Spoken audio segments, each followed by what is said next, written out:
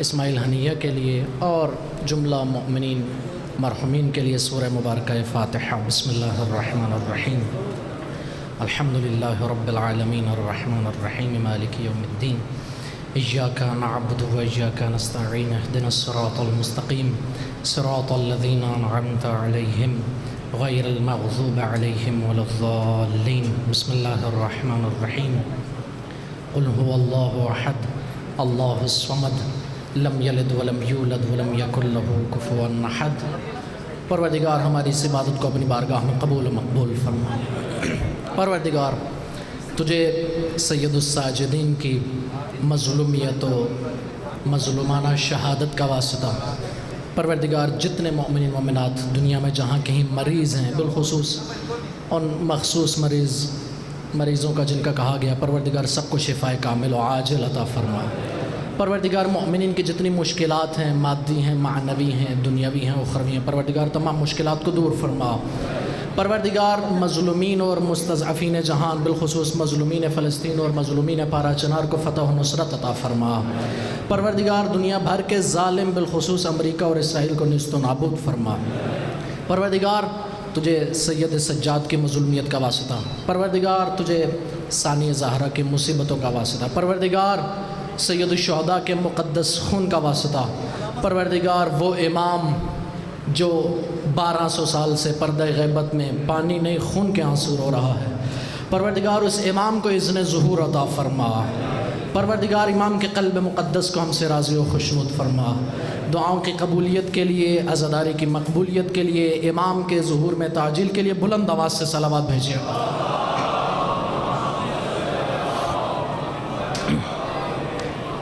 اعوذ باللہ السمیع العلیم من الشیطان اللعین الرجیم، بسم اللہ الرحمن الرحیم۔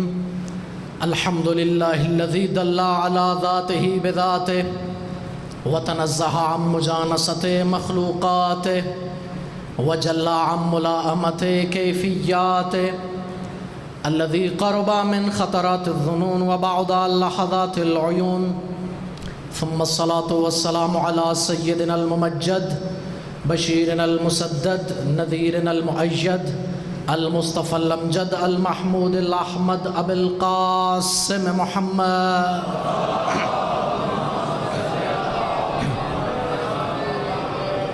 وعلى اہل بیتہ الطیبین الطاہرین المعصومین المنتخبین المنتجبین المیامین الذین ذهب اللہ عنہم الرجس وطہرہم تطہیرا۔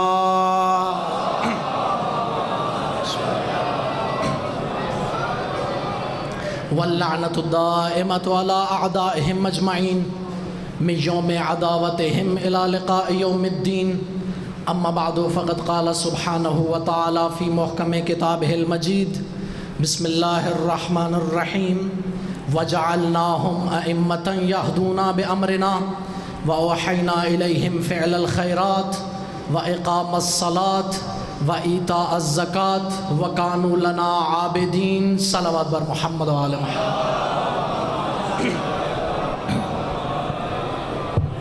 یہ صلوات اس مجمع کے شایان شان نہیں ہے، بلند آواز سے صلوات بھیجیں۔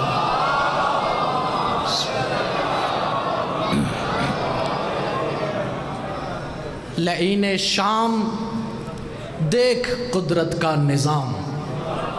توجہ فرمائے گا، مجھ سے پہلے مجاہد اسلام خطیب انقلاب قبلہ حسن ظفر نقوی صاحب، انہوں نے بھی 4 مصروں سے شروع کیا، میرا دل چاہتا ہے میں بھی 4 مصروں سے شروع کروں۔ لعین شام دیکھ قدرت کا نظام، تخت پہ تو ہے مگر قد میں بڑے ہیں سجاد۔ کیا معرفت برا شعر کہا، اور خود قبلہ حسن ظفر نقوی صاحب کا شعر ہے، لعین شام دیکھ قدرت کا نظام، تخت پہ تو ہے مگر قد میں بڑے ہیں سجاد، غور سے دیکھ تو سجاد کے قدموں کی طرف، تیری بیعت کے جنازے پہ کھڑے ہیں سجاد۔ ایک مرتبہ صلوات بھیجے گا محمد و آل محمد۔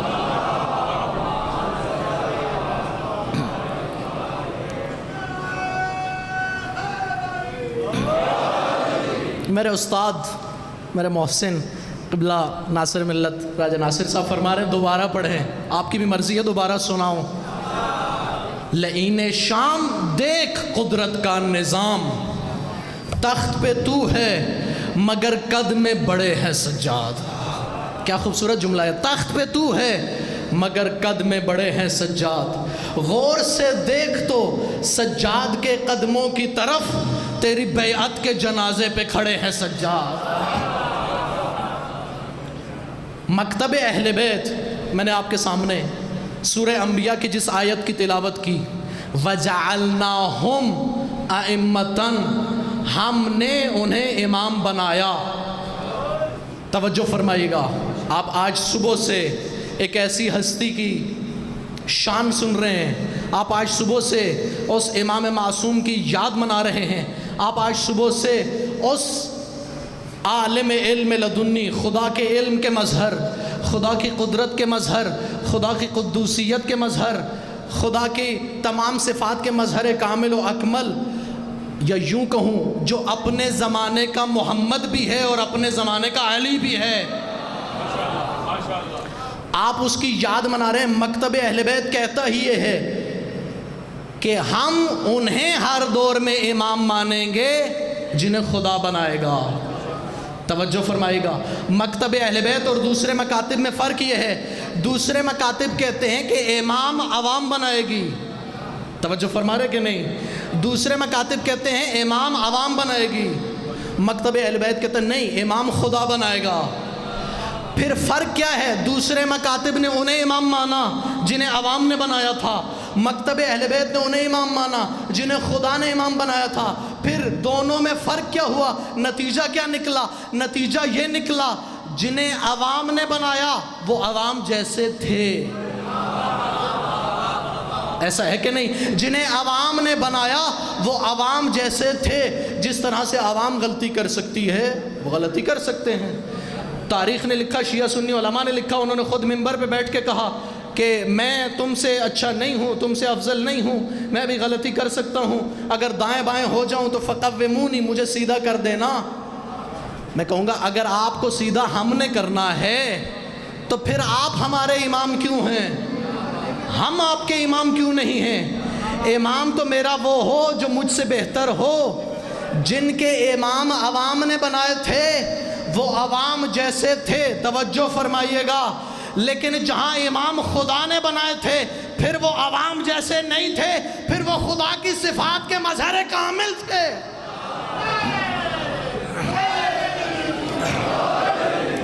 یہ بنیادی ترین فرق ہے مکتب اہل بیت کے نظریے میں اور دوسرے مکاتب کے نظریے میں۔ دوسرے مکاتب یہ کہتے ہیں کہ ہم رسول اللہ کے بعد انہیں مانتے ہیں جو ہمیں رسول اللہ کا دین بتائیں گے، توجہ فرما رہے ہیں، جو یہ بتائیں گے کہ رسول اللہ کیا کہتے تھے، رسول اللہ کیا کرتے تھے، رسول اللہ کس طرح سے سوتے تھے، رسول اللہ کس طرح سے جاگتے تھے، رسول اللہ کس طرح سے کھانا تناول فرماتے تھے، رسول اللہ کس طرح سے نماز پڑھتے تھے، رسول اللہ کس طرح سے حج کرتے تھے۔ توجہات ہیں۔ دوسرے مکاتب کے پاس رسول اللہ کے بعد ایسی شخصیات ہیں جو کہتی ہیں کہ ہم بتائیں گے کہ رسول اللہ کیا کہتے تھے اور کیا کرتے تھے، لیکن ایک اساسی اور بنیادی فرق دوسرے مکاتب میں اور مکتب اہل بیت میں یہ ہے کہ مکتب اہل بیت کہتے ہیں نہیں، ہم صرف راویان حدیث نہیں رکھتے، رسول اللہ کے بعد ہم صرف حدیث نقل کرنے والے نہیں رکھتے، ہمارے پاس وہ نہیں ہیں جو یہ بتائیں گے کہ رسول اللہ کیا کہتے تھے اور کیا کرتے تھے، بلکہ ہمارے پاس ہر دور میں ایک ایسا شخص موجود ہے جو یہ کہہ سکتا ہے کہ آج اگر رسول ہوتے تو وہی کہتے جو میں کہہ رہا ہوں، وہی کرتے جو میں کر رہا ہوں۔ اللہ یا رسول یا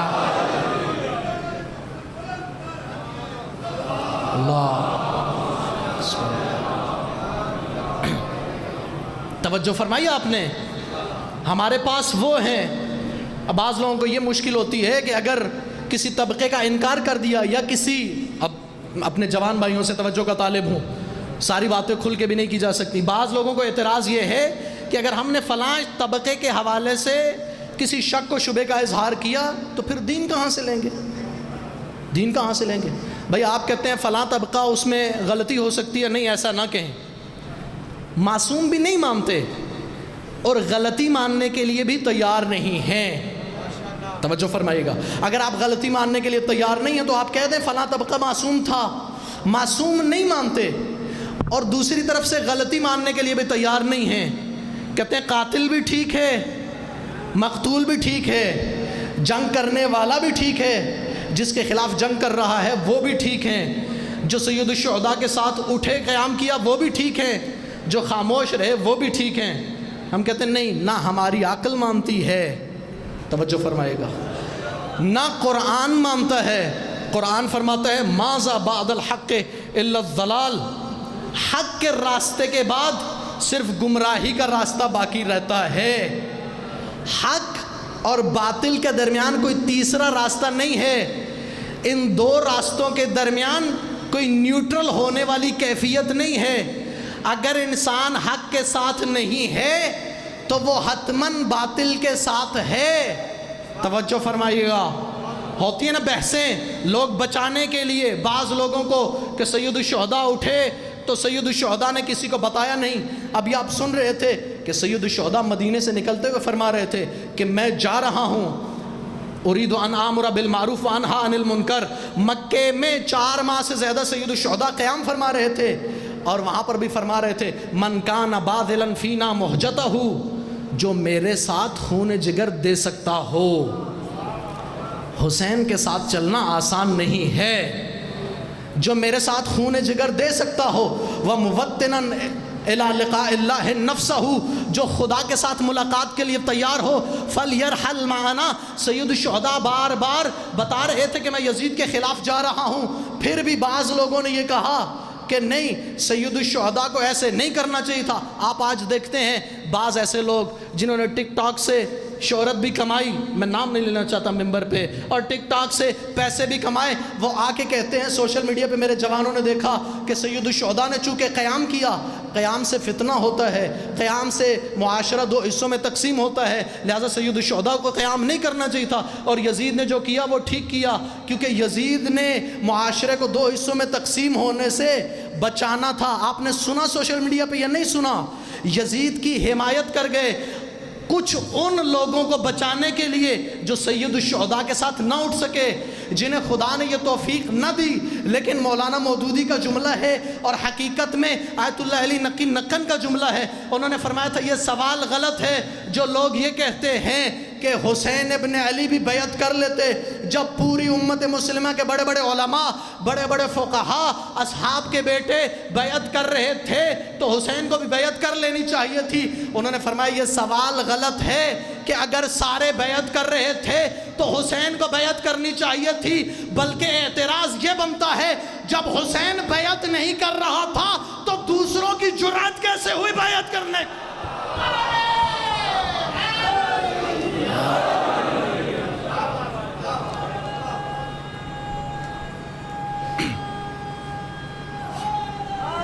یا دوسروں کی جرأت کیسے ہوئی؟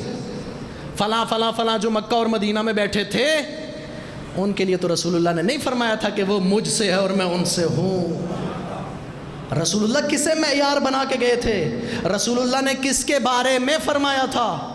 یعلا بن مرہ کی روایت صحابی رسول کی شیعہ سنی علماء نے لکھی کہ یعلا بن مرہ صحابی رسول فرماتے ہیں کہ ہم رسول اللہ کے ساتھ نکلے مسجد سے، حسین بچوں کے ساتھ کھیل رہے تھے۔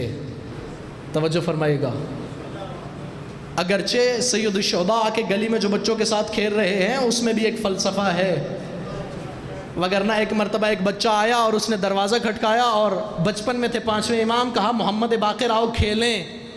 امام نے فرمایا خدا نے ہمیں اس دنیا میں کھیلنے کے لیے نہیں بھیجا ہے۔ امام اگر بچپن میں کھیلتا ہے تو کسی خاص فلسفے کے تحت کھیلتا ہے اور ہدایت کے لیے کھیلتا ہے۔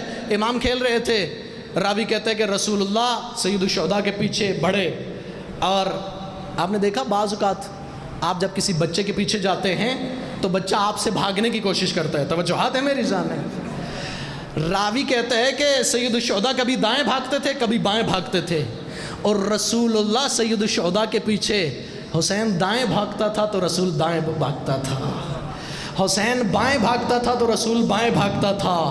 توجہ نہیں فرمائی؟ یہ وہ رسول ہے جس کے بارے میں قرآن نے فرمایا تھا ما ینطق عن الہوی ان ہوا الا وحی یوحی، جو اللہ کے حکم کے بغیر زبان نہ ہلائے۔ وہ اگر حسین کے پیچھے دائیں بائیں بھاگ رہا تھا تو اس کا مطلب ہے وحی آ رہی تھی، اے میرے رسول اب دائیں بھاگ، حسین دائیں بھاگ رہا ہے، اے میرے حبیب اب بائیں بھاگ، حسین بائیں بھاگ رہا ہے۔ یعلا بن مرہ کہتے ہیں تھوڑی دیر کے بعد رسول اللہ نے سید الشہداء کو اپنی باہوں میں لیا اور پھر کیا کیا، وضع احدی یدیہ تحت قفاہ، ایک ہاتھ کو حسین کی گردن کے پیچھے رکھا، والاخری تحت ذقنہ، دوسرا ہاتھ حسین کی داڑھی کے نیچے رکھا، وضع فاہ علی فیہ، لطف لیجئے گا، اپنے لبہائے مقدس کو حسین کے دہان مطہر پر رکھ دیا اور صحابہ کی طرف دیکھ کے کہا حسین منی، توجہ فرمائے گا، فرمایا حسین منی وانا من حسین، حسین مجھ سے ہے میں حسین سے ہوں، احب اللہ من احب حسینا، خدا اس سے محبت کرتا ہے جو حسین سے محبت کرتا ہے۔ یعنی اگر انسان محب حسین بنتا چلا جائے تو محبوب خدا بنتا چلا جاتا ہے، عاشق حسین بنے تو معشوق خدا بنتا چلا جاتا ہے۔ توجہ فرمائے گا، بعض لوگوں نے یہ تفسیر کی کہ رسول اللہ یہ بتانا چاہ رہے تھے حسین منی، کہ حسین میرا نواسہ ہے۔ توجہ فرمائے گا، کیا ان صحابہ کو معلوم نہیں تھا کہ حسین رسول اللہ کا نواسہ ہے؟ رسول نعوذ باللہ کوئی فضول کلام نہیں کرتا، رسول ایسا کلام نہیں کرتا جس کا کوئی نیا فائدہ نہ ہو، جو بات سب کو پتہ ہو وہ بات رسول بیان نہیں کرتا۔ رسول یہ نہیں بتانا چاہتے تھے کہ حسین میرا نواسہ ہے۔ آیت اللہ وحید خراسانی حسین مصباح الہدیٰ میں فرماتے ہیں حسین منی وانا من حسین، میں رسول اللہ یہ بتانا چاہتے تھے یاد رکھو حسین کا اور میرا رابطہ ایسا ہے کہ جس نور سے خدا نے مجھے خلق کیا ہے، توجہ نہیں فرمائی آپ نے، جس نور سے خدا نے مجھے خلق کیا ہے اسی نور سے خدا نے حسین کو خلق کیا ہے۔ یہی فلسفہ ہے مکتب اہل بیت کا کہ رسول اللہ کے بعد رسول اللہ کا جانشین وہ نہ ہو جو 2-4 سال رسول کے ساتھ بیٹھا ہو۔ توجہ کا طالب ہوں، مکتب اہل بیت کی نمائندگی کر رہا ہوں۔ رسول اللہ کے بعد رسول کا جانشین وہ نہ ہو جو 2-4 سال رسول اللہ کے ساتھ بیٹھا ہو، نہیں، صحبت کا معیار اور ہے اور منیت کا معیار اور ہے۔ صحبت ایک اور مرحلہ ہے اور منیت ایک اور مرحلہ ہے۔ مکتب اہل بیت کہتے ہیں رسول اللہ کے بعد ہر دور میں ایسا ہونا چاہیے جس کا رابطہ رسول کے ساتھ صرف جسمانی بھی نہ ہو۔ توجہ فرمائے گا، جسم کا رابطہ بھی کیسا ہے اہل بیت کا؟ حدیث قصہ میں آپ کیا پڑھتے ہیں؟ لحمہم لحمی، ان کا گوشت میرا گوشت ہے، دمہم دمی، ان کا خون میرا خون ہے، انی سلم لمن سالمکم وحرب لمن حاربکم، اے اہل بیت جس سے تمہاری صلح ہو اس سے مجھ محمد مصطفیٰ کی صلح ہے، توجہ فرمائے گا، اور جس سے تمہاری جنگ ہو اس سے میری جنگ ہے۔ رسول اللہ ہر مرحلے پہ گلی سے گزر رہے ہیں، حسین کو کندھوں پہ بٹھایا ہوا ہے۔ میں ایک مرحلے تک جانا چاہتا ہوں، توجہ فرمائے گا، حسین کو کندھوں پہ بٹھایا ہوا ہے، ایک شخصیت سامنے سے آتی ہے اور حسین ابن علی کو مخاطب ہو کے کہتی ہے نعم المرکب، حسین تیری سواری کتنی خوبصورت ہے، حسین تیری سواری کتنی خوبصورت ہے۔ رسول اللہ حسین کا تعارف کروانا چاہ رہے تھے، کندھے پہ بٹھا کے وہ کہنے لگے حسین تیری سواری کتنی خوبصورت ہے، یعنی تعارف کو ڈائیورٹ کر رہے تھے، تعارف کو موڑ رہے تھے حسین کے تعارف سے رسول کے تعارف کی طرف۔ توجہ فرمائے گا، رسول کرانا چاہ رہے ہیں حسین کا تعارف، سامنے والے نے کہا تیری سواری کتنی خوبصورت ہے، رسول اللہ نے فوراً ٹوک دیا، فرمایا نعم الراکب، توجہ کو ڈائیورٹ نہ کرو، اگر سواری خوبصورت ہے تو دیکھو سوار کتنا خوبصورت ہے۔ بار بار کیوں تعارف کروا رہے ہیں؟ بار بار تعارف اس لیے کروا رہے ہیں کہ ہر دور میں جس فرد نے آنا ہے وہ فرد سمجھو کہ وہ محمد مصطفیٰ ہے۔ ہم ختم نبوت اور ختم رسالت کے قائل ہیں، اپنی ذمہ داری کو ادا کرتا چلوں، لیکن ہم ختم ولایت کے قائل نہیں ہیں۔ توجہ فرمائیے کہ میرے بزرگ، ہم ختم عصمت کے قائل نہیں ہیں، ہم ختم نور محمدیہ کے قائل نہیں ہیں۔ ہم کہتے ہیں ہر دور میں ایک ایسا ہے جو وہی اسی نور سے بنا ہے جس نور سے رسول اللہ بنے تھے۔ اب مسلمان تو صرف اس جھگڑے میں ہیں کہ رسول خاکی ہے یا نور ہے، جھگڑا ہے یا نہیں ہے، آپ سنتے ہیں یا نہیں سنتے، آپ بحثوں کو سنتے ہیں یا نہیں سنتے۔ لیکن شیعہ سنی نے یہ لکھا کہ جب خداوند متعال نے سورہ اسراء میں رسول اللہ سے فرمایا سبحان الذی اسرا بعبدہ لیلا من المسجد الحرام الی المسجد الاقصی الذی بارکنا حولہ لنریہ من آیاتنا، پاک ہے وہ ذات جو اپنے بندے کو لے گئی مسجد حرام سے مسجد اقصی تک۔ کیوں؟ کیونکہ اپنے حبیب کو اپنی آیات میں سے کوئی آیت دکھانی تھی۔ توجہ فرمائے گا، قرآن میں دوسری جگہ پہ فرمایا وَلَقَدْ رَآهُ الْآيَةَ الْكُبْرَى، خدا نے چھوٹی موٹی آیت نہیں دکھائی، سب سے بڑی آیت معراج میں دکھا دی۔ رسول اللہ عالم ملک سے سفر شروع کیا، عالم ملکوت سے ہوتے ہوئے، عالم جبروت سے ہوتے ہوئے، عرش اولا سے ہوتے ہوئے، میرے ساتھ رہیے گا، دوسرے عرش پہ پہنچے، دوسرے آسمان پہ پہنچے، تیسرے آسمان پہ پہنچے، چوتھے آسمان پہ پہنچے، سدرۃ المنتہا پہ جب پہنچے تو وہ جو ساتھ تھا جس کے بارے میں کسی کو شک نہیں کہ وہ نوری تھا، توجہ فرمائے گا، جس کے بارے میں کسی کو شک نہیں کہ وہ نوری تھا، وہ جو ساتھ تھا، وہ جب سدرۃ المنتہا پہ پہنچا تو اس نے کہا لو دنوتو انملتن لاحترقتو، اے اللہ کے رسول میرے دست ادب جڑے ہوئے دیکھ لیجئے، اس کے آگے آپ خود تشریف لے جائیے، میں نوری، میں سردار منورین، میں سید الملائکہ، سارے نوریوں کا سردار، لیکن میرے سفر کی انتہا یہاں تک ہے۔ لو دنو تو انملتن، انملہ کہتے ہیں انگلی کے اس پورے کو، میں اگر پورے برابر بھی آگے جاؤں گا تو جل جاؤں گا، نہیں معلوم میرا رسول خاکی ہے یا نوری ہے، لیکن اتنا تو سمجھ آ گیا جہاں نوری کی رفتار ختم ہو گئی، جہاں نوری کا سفر اختتام پذیر ہو گیا، وہاں سے اللہ کے رسول کا سفر شروع ہوا۔ قرآن کہتا ہے دنا فتدلا فکان قاب قوسین او ادنا، رسول آگے بڑھا، مزید آگے بڑھا، اب لطف لیجئے گا، رسول آگے بڑھا، مزید آگے بڑھا، مزید آگے بڑھا۔ قرآن کہتے ہیں فَكَانَ قَابَ قَوْسَيْنِ أَوْ أَدْنَىٰ، کتنا فاصلہ تھا؟ 2 کمانوں کا فاصلہ تھا یا اس سے بھی کم کا فاصلہ تھا۔ اب یہ رک کے عرض کر دوں، فاصلہ مکانی نہیں تھا، توجہ فرمائے گا، فاصلہ مکانی نہیں تھا، کیونکہ اگر کوئی وجود کسی ایک مکان میں محدود ہو جائے تو وہ تو خدا ہوتا نہیں ہے۔ مکتب اہل بیت کہتا ہے خدا وہ ہوتا ہے جو ہر جگہ موجود ہوتا ہے، جو کسی ایک جگہ محدود ہو جائے، لمیٹڈ ہو جائے، وہ خدا نہیں ہوتا۔ پھر اس قریب جانے سے مراد کیا تھا؟ توجہ فرمائے گا، یہ جو خدا بلا رہا تھا ادنو منی، اس قریب آنے سے مراد کیا تھا؟ علماء اور عرفاء فرماتے ہیں اس قریب آنے سے مراد یہ تھا، خدا یہ کہہ رہا تھا اے حبیب ممکن الوجود کے امکان کی جو آخری حد ہے ان حدوں کو آج چھو لے۔ توجہ فرمائے گا، اے حبیب ممکن الوجود کے امکان کی آخری جو حدیں ہیں آج انہیں چھو لے، آج میرے بہت قریب آ جا، آج میرے قرب کی آخری حدوں کو چھو لے۔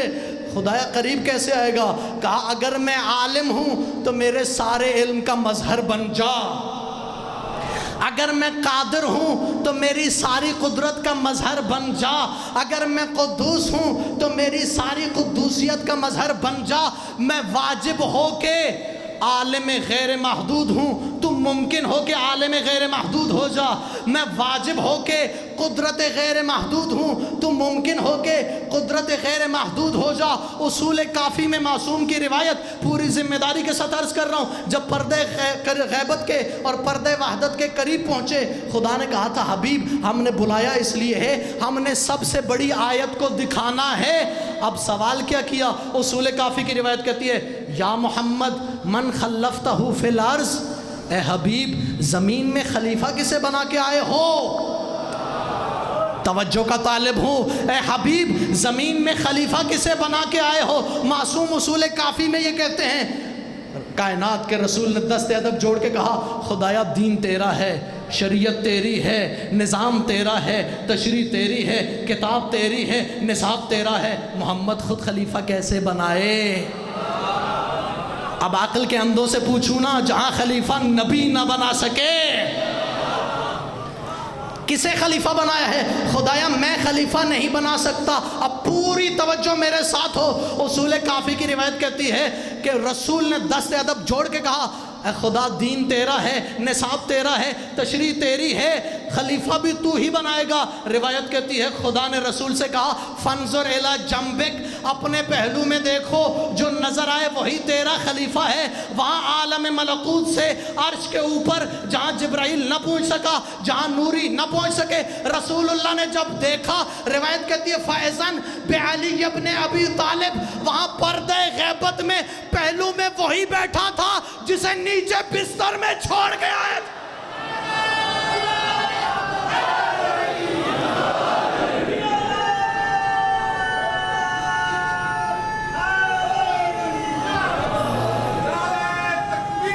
اللہ مل کے دونوں ہاتھ بلند کر کے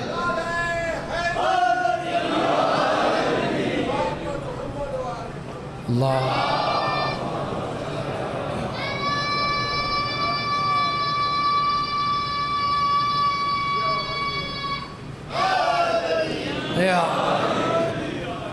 توجہ فرمائی آپ نے۔ ہم رسول اللہ کے بعد انہیں مانتے ہیں جن کا رسول اللہ کے ساتھ نورانی رابطہ ہو، جہاں تک رسول جا سکتا ہے وہاں تک جا سکتے ہوں، جو رسول کی حقیقت ہے وہی ان کی حقیقت ہو۔ رسول اللہ رشتہ داریاں تو نہیں بتا رہے تھے۔ بعض لوگ کتنی سادہ تحلیل کرتے ہیں کہ اگر کوئی خاتون آ جائے، اور بخاری نے الادب المفرد میں لکھا کلما دخلت علیہ، جب بھی کائنات کی مالکن بی بی داخل ہوتی تھی قام الیہا، رسول کھڑے ہو جاتے تھے، صرف کھڑے نہیں ہوتے تھے آگے بڑھتے تھے۔ اس کا مطلب ہے پھر وہی آئی ہے، اے میرا حبیب میری بطول آ رہی ہے فوراً کھڑا ہو جا، صرف کھڑے نہ ہونا آگے بڑھ جا۔ قبل یدیہا، فرماتے تھے فاطمہ تو بضعۃ منی، فاطمہ میرا حصہ ہے، رشتہ داری نہیں ہے۔ رسول اللہ رشتہ داری نبھانے کے لیے نہیں آئے تھے، رسول کا ہر قول بھی دین ہے، رسول اللہ کا فعل بھی دین ہے، رسول کسی کو کندھوں پہ اٹھائے تو دین ہے، رسول کسی کو منبر کے اوپر اپنے زانوں پہ بٹھائے تو دین ہے، رسول کسی کو بستر پہ سلائے تو دین ہے، رسول کسی کا بازو دکھائے تو دین ہے، رسول کسی کو محفل سے اٹھائے تو دین ہے۔ رسول کا ہر عمل دین ہے، رسول کا ہر کلام دین ہے۔ رسول جب کہہ رہے ہیں حسین منی وانا من حسین، تو تعارف یہ کروا رہے ہیں دیکھو میرے بعد معیار حسین ابن علی ہے، میرے بعد معیار اگر یہ دیکھنا چاہو کہ تم رسول کے ساتھ ہو یا نہیں تو یہ دیکھو کہ تم حسین کے ساتھ ہو یا نہیں۔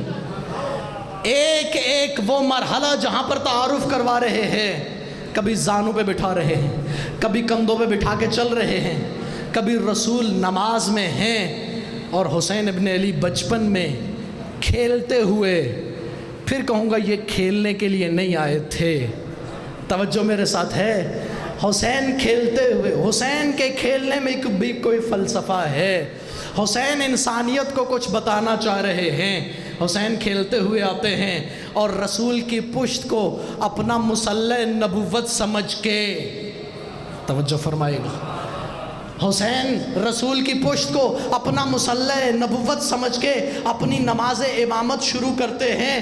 اصحاب پریشان ہیں کہ ہو کیا رہا ہے، خدا کی طرف سے پیغام آ چکا ہے کہ وہ خدا جو ہمیشہ کہتا تھا قم اللیل الا قلیلا، حبیب عبادت کر لیکن تھوڑی کر، توجہ فرمائیے گا، حبیب عبادت کر لیکن تھوڑی کر، نصفہ او انقص منہ قلیلا، آدھی رات کو کر لے، آدھی رات میں سے تھوڑا اور کم کر لے، اور زد علیہ یا تھوڑا سا زیادہ کر لے لیکن طولانی نہ کیا کر۔ آج معاملہ کیا ہے کہ اللہ کہہ رہا ہے طولانی کر، اور رسول بھی طولانی کیے جا رہے ہیں۔ در حقیقت خدا کا پیغام رسان فرشتہ اور خدا کا آخری رسول سب مل کے انسانیت کو کوئی پیغام دینا چاہ رہے ہیں کہ شاعر نے خوبصورت اس پیغام کو اپنی زبان میں کہا کہ سر مبارک تا سجدے اندر، نماز سرور پڑھا رہے تھے، نبی تھے آگے صحابہ پیچھے، وہ فرض اپنا نبھا رہے تھے، اسی ہی لمحے خرامہ چلتے حسین مسجد میں آ رہے تھے اور نبی کی پشت پہ بیٹھے زمانے بھر کو بتا رہے تھے، آخری جملے پہ آخر تک کھڑے ہوئے فرد سے توجہ کا طالب ہوں اور نبی کی پشت پہ بیٹھے زمانے بھر کو بتا رہے تھے پیے گا کوثر، ملے گی جنت، حشر میں اس کو چین ہوگا اور نماز اس کی قبول ہوگی کہ جس کے دل میں حسین ہوگا۔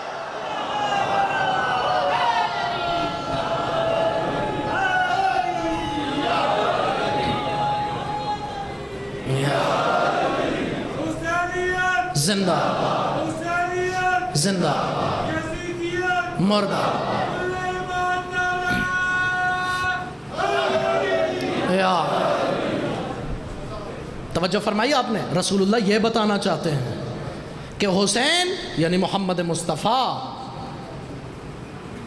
وقت کا امام یعنی محمد مصطفیٰ، اور اس بات کو صرف شیعہ علماء نے درک نہیں کیا، تھکے تو نہیں بیٹھے آپ احباب، صرف شیعہ علماء نے درک نہیں کیا بلکہ برادران کی ایک بہت بڑی شخصیت جسے برادران کے ہر مسلک کے افراد عزت سے دیکھتے ہیں، دو باپ بیٹا جنہیں برادران کے مسالک نے بہت زیادہ عزت دی، اور برِ صغیر میں ان دو باپ بیٹا سے بڑا کوئی عالم نہیں آیا برادران کے گھر میں، شاہ ولی اللہ محدث دہلوی اور ان کا بیٹا شاہ عبدالعزیز محدث دہلوی۔ شاہ ولی اللہ کی بڑی کتابیں ازالۃ الخفا، حجت اللہ البالغہ، پڑھے لکھے احباب توجہ فرمائیں گے، اور ان کا بیٹا جس نے تشیع کے خلاف کتاب بھی لکھی، شاہ عبدالعزیز محدث دہلوی نے تشیع کے خلاف کتاب لکھی، تحفہ اثنا عشریہ۔ ابھی میرا موضوع بحث وہ کتاب نہیں ہے، لیکن ایک دوسری کتاب انہوں نے لکھی، اس کتاب کا نام ہے سر الشہادتین۔ کیا نام ہے؟ دوبارہ عرض کر رہا ہوں، سر الشہادتین۔ سر عربی میں کہتے ہیں راز کو، توجہ کا طالب ہے، شہادتین یعنی دو شہادتیں۔ وہ کتاب کے مقدمے میں لکھتے ہیں کہ میں نے یہ کتاب لکھی کیوں، ضرورت کیا پیش آئی۔ وہ کہتے ہیں میرے ذہن میں ایک سوال تھا، میرے ذہن میں ایک الجھن تھی، ایک اعتراض تھا، ایک اشکال تھا، مجھے اس سوال کا جواب نہیں مل رہا تھا۔ کیا سوال تھا؟ کہتے ہیں میرے ذہن میں سوال یہ تھا کہ اللہ کے انبیاء میں سے ہزاروں انبیاء شہید ہیں، لیکن وہ نبی جس کی نبوت کے صدقے میں ہر نبی کو نبوت ملتی رہی، جس کی رسالت کے صدقے میں ہر رسول کو رسالت ملتی رہی، یہ کیسے ہوا کہ وہ نبی شہید نہ ہوا؟ توجہ فرمائے گا۔ اب یہ بھی اپنے جوان بھائیوں کے لیے عرض کروں کہ یہ ان کے مکتب کا نظریہ ہے، ورنہ میرے مکتب کا نظریہ یہ ہے کہ رسول اللہ 28 صفر کو شہید ہیں اور زہر سے شہید ہیں، اور ہم زہر دینے والوں پہ لعنت کرتے ہیں۔ ہمارے مکتب کا نظریہ ہے رسول اللہ شہید ہیں، لیکن ان کے مکتب کا نظریہ تھا کہ رسول اللہ طبعی موت سے اس دنیا سے گئے۔ اب اس کے لیے سوال تھا کہ شہادت تو ایک بہت بڑا عہدہ ہے، شہادت تو ایک بہت بڑا مقام ہے۔ معصوم فرماتے ہیں کہ فوق کل بر بر حتی یقتل الرجل فی سبیل اللہ، ہر نیکی سے بڑھ کر ایک نیکی ہے، یہاں تک کہ کوئی شخص راہ خدا میں قتل کر دیا جائے، فلیس فوقہ بر، اس سے بڑھ کر کوئی مقام نہیں ہے۔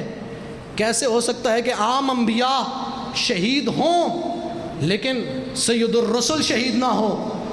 کہتے ہیں کافی عرصہ میں سوچتا رہا، لیکن بعد میں مجھے سمجھ میں آیا، میں نے دو حدیثوں کو جنہیں میں نے کئی سالوں سے پڑھ رکھا تھا، توجہ میری جانب ہے، جن حدیثوں کو میں نے کئی سالوں سے پڑھ رکھا تھا، اب ان حدیثوں کو جب میں نے آپس میں ملایا تو مجھے سمجھ آ گیا نہیں، رسول اللہ بھی شہید ہیں۔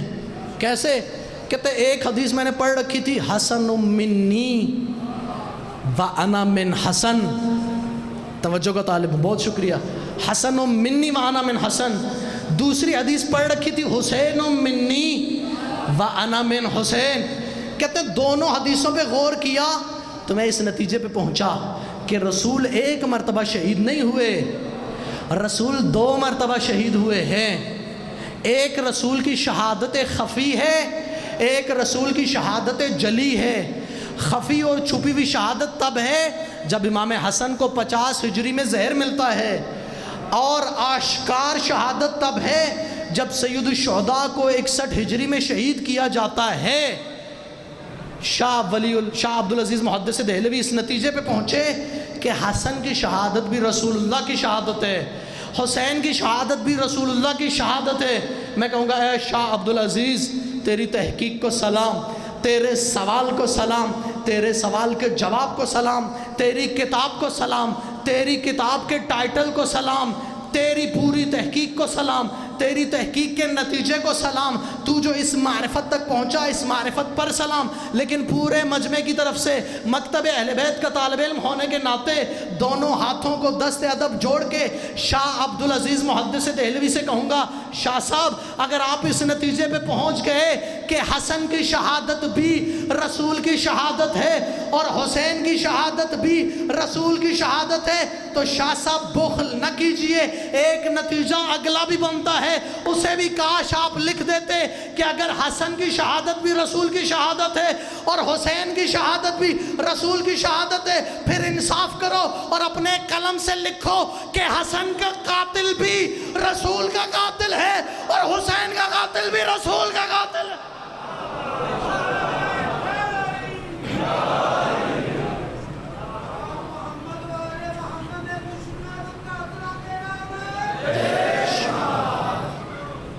سمجھو کہ حسن کا قاتل بھی رسول کا قاتل ہے، حسین کا قاتل بھی رسول کا قاتل ہے۔ سید الشہداء اٹھے تو فرمایا کہ میں امر بالمعروف اور نہی عن المنکر کرنے جا رہا ہوں۔ کب اٹھے؟ جب یزید نے اپنے نجس تخت سے، آخری جملہ اور آپ کی زحمت تمام، ایک اعلان کیا، کیا کہا؟ لعبت ہاشم بالملک فلا خبر جا ولا وحی نزل۔ بنو ہاشم نے ڈھونگ رچایا تھا، کوئی وحی نہیں آئی تھی، توجہات ہے میری جان، کوئی وحی نہیں آئی تھی، کوئی قرآن نہیں اترا تھا، کوئی فرشتہ محمد پہ نہیں آیا تھا، سب ڈھونگ رچایا تھا اپنی حکومت کے لیے، اپنے اقتدار کے لیے، اپنی سلطنت کے لیے۔ سید الشہداء اٹھے جب کلمہ توحید خطرے میں تھا، توجہ فرمائیے گا، حکیم امت علامہ اقبال نے فرمایا نقش الا اللہ بر صحرا نوشت۔ صحرا میں اگر آپ کوئی چیز لکھتے ہیں نا، انگلی سے لکھیں، قلم سے لکھیں، کسی بھی چیز سے لکھیں، تو صحرا کا مزاج یہ ہے کہ تھوڑی دیر بعد ہوا چلتی ہے اور ریت کے ذریعے سے وہ نوشتہ، وہ تحریر مٹ جاتی ہے۔ کیا فرمایا حکیم امت نے؟ نقش الا اللہ بر صحرا نوشت۔ حسین نے خون کے ساتھ صحرائے کربلا پہ ایسے لا الہ الا اللہ لکھا کہ پھر وہ قیامت تک کے لیے مٹ نہ سکا۔ ایک مرتبہ صلوات بھیجے گا محمد و آل محمد۔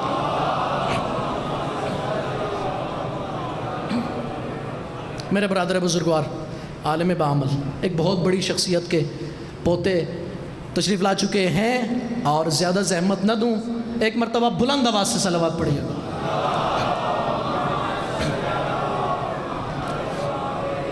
توجہ فرمائیے گا، آخری جملہ جس طرح سے قبلہ حسن ظفر نقوی صاحب بھی فرما رہے تھے کہ بعض لوگ پریشان ہیں کہ لبنان میں بھی مارے جا رہے ہیں، تہران میں بھی مارے جا رہے ہیں، بغداد میں بھی مارے جا رہے ہیں۔ بھئی اگر تم نے فلسفہ کربلا کو سمجھا ہوتا تو مارا جانا شکست نہیں ہے۔ توجہ فرمائے گا، فلسفہ کربلا یہ ہے کہ جو تخت پہ بیٹھا ہے وہ شکست فاش سے دوچار ہو چکا ہے، اور جس کا سر نوک نیزہ پہ آ رہا ہے وہ فتح مبین لے کے آ رہا ہے۔ یزید نے یہ کہا تھا، موقف کی جنگ ہے، موقف کی فتح کس کی ہے؟ یزید نے یہ کہا تھا۔ اور جب سید سجاد، آپ کا اور میرا چوتھا امام، آئے دربار شام میں کھڑے ہوئے، اور جب یزید سے کہا کہ مجھے اس لکڑیوں کے ڈھیر پہ جانے دو، اور خلاصہ میں اس خطبے کی طرف نہیں جاتا، یزید کا موقف کیا تھا کہ کوئی بار بار دہرا رہا ہوں تاکہ آپ کو پتہ چلے موقف کی جیت کس کی تھی۔ یزید کا موقف تھا کوئی نبی نہیں آیا تھا، کوئی وحی نہیں آئی تھی، کوئی کتاب نہیں اتری تھی، محمد نبی نہیں تھے، سارا ڈھونگ تھا، سارا حکومت کے لیے اور سلطنت کے لیے تھا۔ سید سجاد، کڑیوں میں جکڑا ہوا میرا امام، ہاتھوں میں ہتھ کڑیاں، پاؤں میں بیڑیاں، گردن میں توک، کھڑے ہو کے کہہ رہے تھے انا ابن مکہ و منا، میں مکہ اور منا کا بیٹا ہوں، انا ابن زمزم و صفا، میں زمزم اور صفا کا بیٹا ہوں، میں اس کا بیٹا ہوں جسے خدا نے معراج کرائی، میں اس کا بیٹا ہوں جس نے کعبے میں لڑائی ختم کرائی، میں اس کا بیٹا ہوں من بایع البیعتین، میں اس علی کا بیٹا ہوں جس نے 2 بیعتیں کی، وحاجر الہجرتین، جس نے 2 ہجرتیں کی، وجاہدہ بے بدر و حنین، جس نے بدر اور حنین میں علی کی شجاعت کا وارث، توجہ فرمائے گا، علی کے لہجے میں یزید کی آنکھوں میں آنکھیں ڈال کے کہہ رہا تھا اوتینا ستن وفضلنا بسب، خدا نے ہمیں 6 چیزیں دی ہیں، اوتینا العلم والحلم والشجاعت والسماعت والمحبت فی قلوب المؤمنین، خدا نے علم تمہیں نہیں دیا، ہمیں دیا ہے، خدا نے شجاعت تمہیں نہیں دی، خدا نے شجاعت ہمیں دی ہے، تلوار سے ڈر کے کلمہ پڑھنا اور بات ہے، ہر جنگ میں رسول کا فاتح بننا اور بات ہے، خدا نے دلوں میں محبت ہماری رکھی ہے۔ سید سجاد خطبہ پڑھتے جا رہے تھے، یزید نے پہلے کہا تھا اپنے درباریوں سے کہ اسے بولنے نہ دو، اگر یہ ممبر پہ چلا گیا تو جب تک مجھے اور میرے خاندان کو ذلیل نہ کر دے تب تک نیچے نہیں اترے گا۔ یزید کے الفاظ تھے قد زق العلم زکا، خدا نے انہیں علم لدنی عطا کیا ہے۔ سید سجاد بولتے گئے، یزید کو ہاتھ پاؤں پڑ گئے، فوج یزید کی تھی، مورخین یزید کے تھے، دربار یزید کا تھا، ساتھی یزید کے تھے، یزید کو ہاتھ پاؤں پڑ گئے، یزید کو سمجھ نہیں آیا، مؤذن سے کہا اذان کہو۔ توجہ فرمائیے گا، کون یزید جو کہہ رہا تھا کوئی وحی نہیں آئی تھی، جو کہہ رہا تھا محمد نبی نہیں تھے، مؤذن سے کہا اذان کہو۔ دیکھیے گا 72 کے وارث نے ہتھ کڑیوں اور بیڑیوں میں سید الشہداء کا مقدمہ برے دربار میں مورخین کے سامنے جیتا کیسے۔ یزید کے مؤذن نے اذان شروع کی، سید سجاد احترام میں خاموش ہوئے، اس نے اللہ اکبر کہا، سید سجاد نے فرمایا اللہ اکبر من یوسف، اس نے کہا اشہد ان لا الہ الا اللہ، سید سجاد نے کہا وحدہ لا شریک لہ، اس نے جب کہا اشہد ان محمد الرسول اللہ، وہی یزید تھا جو کہہ رہا تھا محمد نبی نہیں تھے، محمد پہ وحی نہیں آئی تھی، فرشتہ نہیں آیا تھا، کتاب نہیں آئی تھی۔ سجاد نے اس طرح سے مجبور کر دیا، مؤذن سے کہلوا رہا تھا اشہد ان محمد الرسول اللہ، سید سجاد نے مؤذن کو روکا اور اپنے بابا کی فتح کا اعلان کیا، روک کے یزید کو مخاطب ہو کے کہا یزید بس اتنا بتا دے یہ آذان میں جس کا نام ہے یہ تیرا نانا ہے یا ہمارا نام؟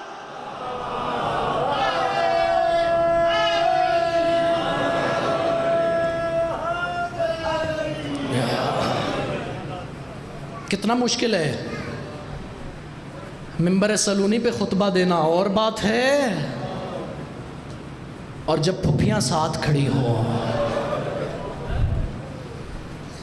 بہنیں ساتھ ہوں، بابا کا کٹا ہوا سر سامنے ہو، شہادت تو آپ رات کو سنیں گے، لیکن مجھے ایک بات بتائیں، اس آپ کے اور میرے امام کی کون کون سی شہادت پڑھی جائے؟ جو ہر موڑ پہ شہید ہوتا ہے، جو ہر گلی میں شہید ہوتا ہے، جو ہر چوک پہ شہید ہوتا ہے، جو ہر بازار میں شہید ہوتا ہے، جو ہر دربار میں شہید ہوتا ہے۔ 61 ہجری سے لے کر 95 ہجری تک 35 سال کھانا سامنے آتا ہے تو خون کے آنسو روتا ہے، پانی سامنے آتا ہے تو خون کے آنسو روتا ہے۔ خدا آپ کو سوائے غم حسین کے کسی غم میں نہ رلائے۔ کسی کڑیل جوان کو، خوبرو جوان کو دیکھتا ہے تو خون کے آنسو روتا ہے۔ آغا انصاریان کہتے تھے کسی چھوٹے سے بچے کو کھیلتے ہوئے دیکھتا ہے تو خون کے آنسو روتا ہے۔ کسی باپردہ خاتون کو پردے میں دیکھتا ہے۔ مدینے کے قصاب بڑے محتاط ہو چکے تھے، دیکھتے تھے اگر سید سجاد کا گزر ہو، توجہ کیجئے گا، توجہ کریں گے تو مصائب ہو جائے گا، سید سجاد کا اگر گزر ہو نا تو وہ گوشت کے ٹکڑوں پہ پردہ ڈال دیتے تھے، گوشت پہ کپڑا ڈال دیتے تھے۔ اللہ جانے وجہ کیا تھی، سید سجاد کٹا ہوا گوشت دیکھتے تھے، تو زاروں قطار روکتے تھے۔ اللہ جانے کٹا ہوا گوشت دیکھ کے سید سجاد کو کیا منظر یاد آتا تھا۔ اتنا اشارہ کر سکتا ہوں کہ 12 محرم کو جب اعجاز امامت سے کوفہ سے کربلا گئے، بنی اسد کے جوانوں کے ساتھ بابا کی میت کو دفن کرنا چاہتے ہیں، پاؤں سے اٹھاتے ہیں تو میت اٹھتی نہیں ہے، کندھوں سے اٹھاتے ہیں تو میت اٹھتی نہیں ہے۔ ایک مرتبہ رو کے بنی اسد کے جوانوں کو کہتے ہیں، اے بندگان خدا مجھے کوئی چٹائی یا پردہ لا دو، میں نے زہرا کے لال کی میت کو اٹھانا ہے۔ اجرکم اللہ، قصابوں کے پاس پہنچتے تھے۔ اب یہ مجلس کا طریقہ تھا، یہ عزاداری کا طریقہ تھا، یہ مصائب کا طریقہ تھا۔ قصاب کے پاس پہنچتے تھے، اسے کہتے تھے یہ بتا تو نے جو اس جانور کو ذبح کیا ہے، ذبح کرنے سے پہلے اسے پانی پلایا ہے یا پیاسا ذبح کر دیا؟ وہ کہتا تھا اے رسول کے بیٹے، میں آپ کے نانا کی شریعت کا پابند ہوں، مجھے معلوم ہے ذبح کرنے سے پہلے پانی پلایا جاتا ہے۔ دوسرا سوال کرتے تھے، جس اوزار سے اسے ذبح کیا ہے وہ کند تھا یا تیز تھا؟ اب آپ خود مصائب کو سمجھیں گے، وہ کند تھا یا تیز تھا؟ وہ کہتا تھا مولا ہم کبھی بھی کند اوزار سے جانور کو ذبح نہیں کرتے، مولا ہمیں پتہ ہے اوزار کند ہونا ذبح ہونے والے کو بڑی دیر لگ جاتی ہے، دیر لگتی ہے تو اذیت زیادہ ہوتی ہے۔ تیسرا سوال پوچھتے تھے، جب جانور کو ذبح کرتے ہو کوئی دوسرا جانور سامنے دیکھ تو نہیں رہا ہوتا؟ ایک مرتبہ جب جواب آتا تھا منہ کربلا کی جانب مڑ جاتا تھا، لا یومک یومک یا ابا عبداللہ، او مجھ غریب کے بابا، دریائے فرات بہ رہا تھا۔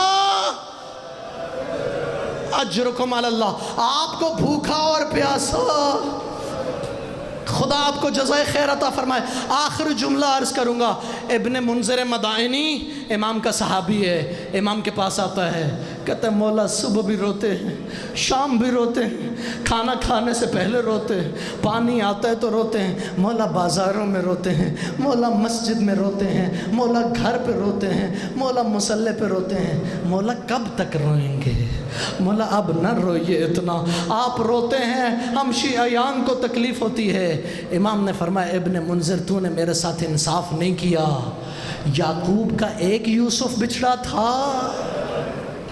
وہ اتنا رویا، قرآن کہتے ہیں وَبْيَزَّتْ عَيْنَاهُ مِنَ الْحُزْنِ فَهُوَ كَظِيمٌ، اتنا رویا آنکھیں سفید ہو گئیں۔ ابن منذر تو نے انصاف نہیں کیا، عابد کے ایک پہر میں 18 یوسف جیسے جوان ذبح ہو گئے، تو مجھے کہتے ہیں میں نہ روؤں؟ ابن منذر مزاج سے واقف تھا کہ پلٹ کے کہا مولا شہادت تو آپ کا ورثہ ہے، مولا شہادت تو آپ کی میراث ہے، آپ کے دادا شہید، آپ کے چچا شہید، آپ کے بابا شہید، سید سجاد کا خون اور بڑھا۔ کہا ابن منذر پھر انصاف نہ کیا نا، شہادت تو میری میراث ہے لیکن مائیں ساتھ ہو، بہنیں ساتھ ہوں، پھپھیاں ساتھ ہوں، ہاتھوں میں رسن ہوں۔ سید سجاد کی مصیبت کیا ہے؟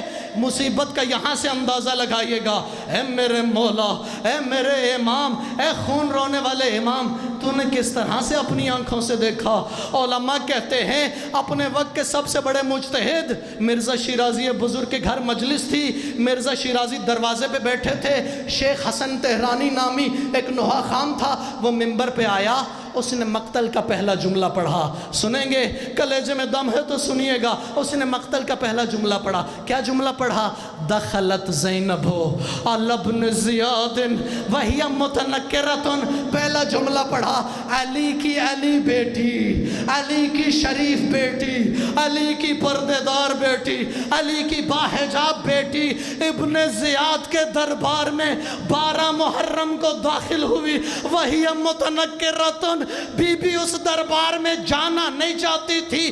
بعض علماء نے فرمایا ہے متنکرہ کا مطلب یہ ہے علی کی بیٹی اپنی پوری طاقت جمع کر کے خود کو دروازے کے دربار کے دروازے کے باہر کھینچ رہی تھی۔ کچھ کمینے تھے جو رسیوں سے علی کی بیٹی کو دربار کے اندر کھینچ رہے تھے۔ مقتل نے لکھا چادر نہ تھی، اپنی آستینوں سے علی کی بیٹی نے اپنے چہرے کو چھپانا شروع کیا۔ مرزا شیرازی نے اس جملے کو سنا، اپنا ماما اتار کے رکھا، منہ پہ ماتم شروع کیا۔ کہا نوح خان رک جا، اس جملے سے آگے مصائب نہ پڑھنا، میں قیامت تک ماتم کروں، اس جملے کا حق ادا نہیں ہوتا۔ میں کہوں گا اے مرزا شیرازی، تو سن رہا تھا، تجھ سے برداشت نہیں ہوا، اور میرا مولا سجاد اپنی آنکھوں سے دیکھ